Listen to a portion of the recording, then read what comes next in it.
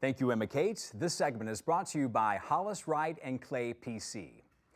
If you have been hurt on the job, you may have a lot of questions about what happens next, right? Well, that's where the team at Hollis Wright and Clay come in to help. Attorney Walt Cobb is here this morning with all the answers, all the guidance. Good morning, Walt. How are you? I'm good. How about you? Doing great. I'm glad it's warm outside finally. Right. You know, yes. Summertime. We needed it. We needed it. Definitely. A lot of rain, but now we have the sunshine. We're talking workers' comp this morning. I was talking to you during the break about how many cases you have right now, workers' comp wise. You have a lot. Yeah. So, because there's so many businesses in Alabama, and there's so many businesses that come in from out of state, we have a big workforce here in Alabama, and so there's a lot of injured employees every single year. And I have a lot of questions to ask you this morning we got to get to about workers' comp. Very interesting here. So what protections do workers have after an on-the-job injury? Yeah, so every state has a different name for it. Some call it work comp, some call it workman's comp. In Alabama, we have the Workers' Compensation Act, which is designed to protect people who get hurt while working within the line and scope of their employment.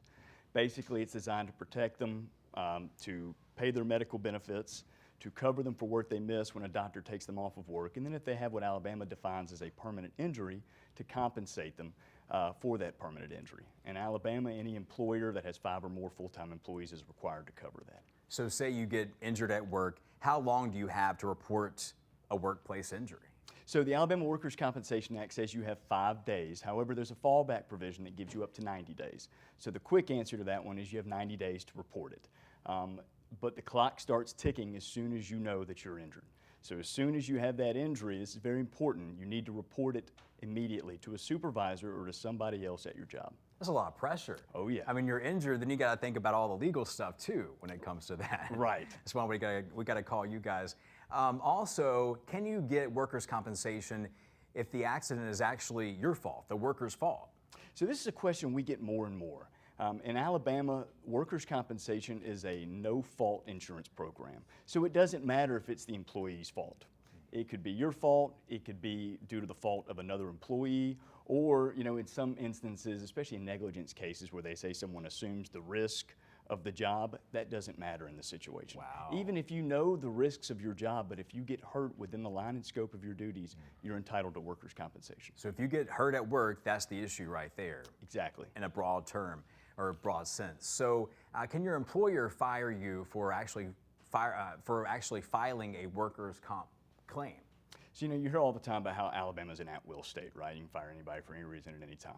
Under the Workers' Compensation Act, an employer is prevented from terminating an employee for the sole purpose of that employee seeking workers' compensation benefits. Wow. And now the only catch with that is if the employee wants to act against his employer for that termination, the burden is on the employee to prove that the sole purpose of that termination was due to the employee seeking workers' compensation benefits. So there's a lot of protection out there for workers, it sounds like. Absolutely. That's good to know the laws are there.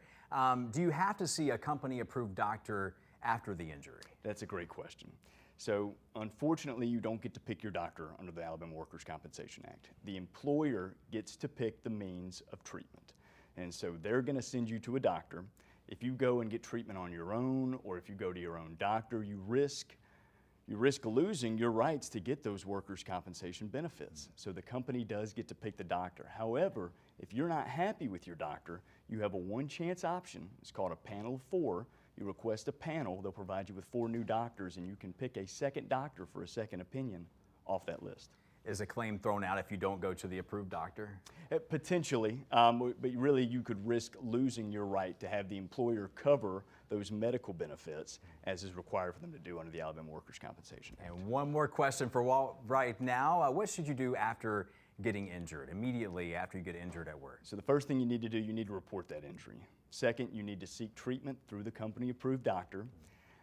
Don't talk to the insurance company. Don't sign anything. You need to make sure that you keep all your records that you have, keep your pay stubs, keep any documents or letters you get from the insurance company, and then consult an attorney. Get someone involved that's on your side, that's going to be in your corner to help you. And make sure you call Walt. Again, he is with Hollis Wright and Clay, and that website is hollis-wright.com. Thanks for coming on the show. Absolutely. We learned Thanks a lot for this having morning. me. Yeah. Hey, happy to help. Appreciate it. Thank you, sir. Cool.